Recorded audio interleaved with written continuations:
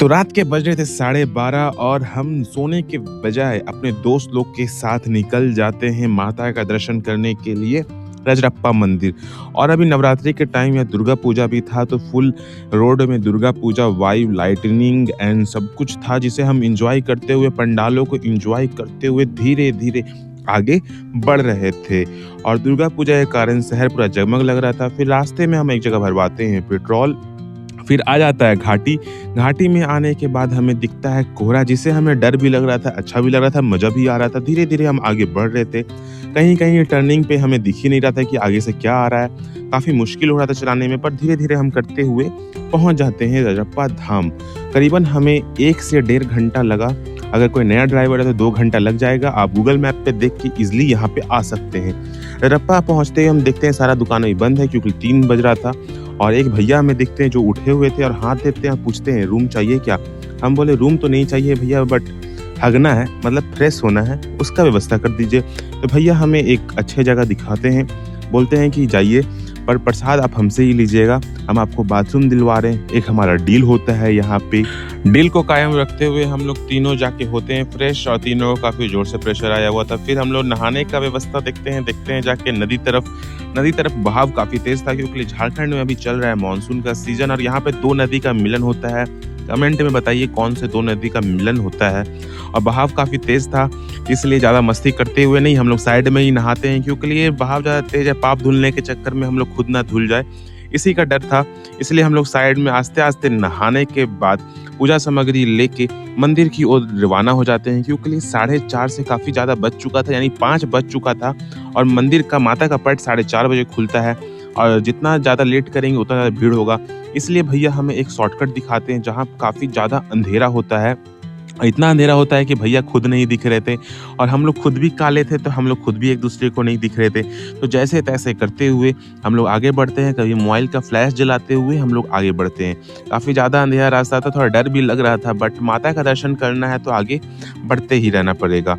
इसलिए हम लोग धीरे धीरे एक दूसरे को हौसला करते हुए, ऊ आ करते हुए, क्योंकि पैर खाली था, पैर में कंकड़ गड़ रहे थे, तो ऊ आ करते हुए हम लोग धीरे धीरे माता के दर्शन करने के लिए हम लोग आगे बढ़ते जाते हैं। एक दूरी पे आके भैया भी हमारा साथ छोड़ देते हैं, बोलते हैं कि जाओ, तुम लोग अकेले जाओ, मैं मंदिर तक तो नहीं आ सकता। फिर हमें भैया एक पुल दिखाते हैं, ऐसा पुल दिखाते हैं कि जो अभी बन ही रहा हो, पूरी तरीके से नहीं बना हो। और ये पुल जो था, इसमें नुकीले नुकीले कांटे, रड और ये सब था, जो हमारे पैर में चुभ रहे थे। और भैया बोले इसी से चढ़ के जाइए और क्रॉस कर लीजिए। और इस पुल पे चलते चलते हमारे एक दोस्त ने कुछ ज्ञान दिया है, तो उसे जरूर सुने। बोलो। यही तो तपस्या है। अब हम रांची से रजरप्पा आ गए हैं गाड़ी से, ऐसे थोड़ी दर्शन होगा। लोहे का पुल पे जाना है, जिसमें छड़ निकला हुआ है, स्क्रू निकला हुआ है, वो भी खाली पैर। पूजा पाठ आसान नहीं है। और जैसे हमारे दोस्त ने बताया, हम तपस्या करते हुए धीरे धीरे पहुंच जाते हैं माता के मंदिर के पास। और यहाँ पे सारी दुकानें जो थी वो खुल चुकी थी, और पूरी दुकान जो थी वो सज चुकी थी, प्रसाद और मिठाइयों से, चूड़ियों से, मालों से। पर हम प्रसाद पहले ले चुके थे। फिर हम माता का मंदिर घुसते हैं और घंटी बजा के घुसते हैं। देखते हैं यहाँ पे लाइन लगा हुआ है, काफ़ी बड़ा लाइन था। इस लाइन में हमें करीबन आधा घंटा लग जाता है, क्योंकि लिए हम ऑलरेडी 5:30 बजे लगभग यहाँ मंदिर के पास पहुँचते हैं। 5 या 5:30 बजे तक हम पहुँचते हैं मंदिर में। और मंदिर काफ़ी अच्छा सजा हुआ था, क्योंकि नवरात्रा का टाइम था, और मंदिर देखने में काफ़ी ज़्यादा खूबसूरत लग रहा था। कि कोई लोग आंखों से इसे रिकॉर्ड कर रहे थे, तो कोई लोग फ़ोन से रिकॉर्ड कर रहे थे। काफ़ी सुंदर लग रहा था हमें मंदिर देखने में।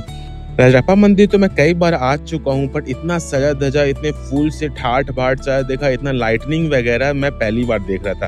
क्योंकि नवरात्रि में मैं पहली बार आ रहा था, और नवरात्रि में हर मंदिर थोड़ा विशेष और थोड़ा सुंदर लगता ही है, और सजा हुआ रहता ही है। लाइन में जब लगे हुए थे, हमें एक पेड़ दिखता है जिसमें चिड़ियाँ, बहुत सारी चिड़ियाँ बैठी हुई थी और चहक रही थी, जो देखने में और सुनने में काफ़ी सुंदर लग रहा था। फिर हम लाइन में लगे हुए थे। लाइन में लगे हुए करीबन आधा घंटे के बाद हमारा नंबर आता है। फिर हम पूजा करते हैं। पूजा करने के बाद पंडित जी बोलते हैं कि आप नारियल और अगरबत्ती नीचे जाके फोड़ सकते हैं। आप मंदिर के अंदर बस आपको कुछ नहीं करना है, आपको खड़े रहना है, पंडित जी को दक्षिणा देना है और पूजा सामग्री देना है। पंडित जी सब पूजा कर देंगे, और दक्षिणा जरूर देना है, वरना पंडित जी वहाँ के गुस्सा करते हैं। यहाँ पे आप अब पत्थर बांध के अपना मन्नत मांगते हैं, ऐसा लोग का बिलीफ है, बट क्या इसके पीछे है कोई मुझे पता नहीं है। फिर हम मंदिर को लास्ट बार देखते हैं और हाँ, यहाँ मंदिर में बकरे के बलि भी पड़ता है। जो मन्नत मांगते हैं वो अपने अकॉर्डिंग बकरा का बलि देते हैं इस मंदिर में, जो मैंने रिकॉर्ड नहीं किया है, शायद थोड़ा कंट्रोवर्शियल भी हो सकता था और वहाँ के लोग रिकॉर्ड करने भी नहीं देते।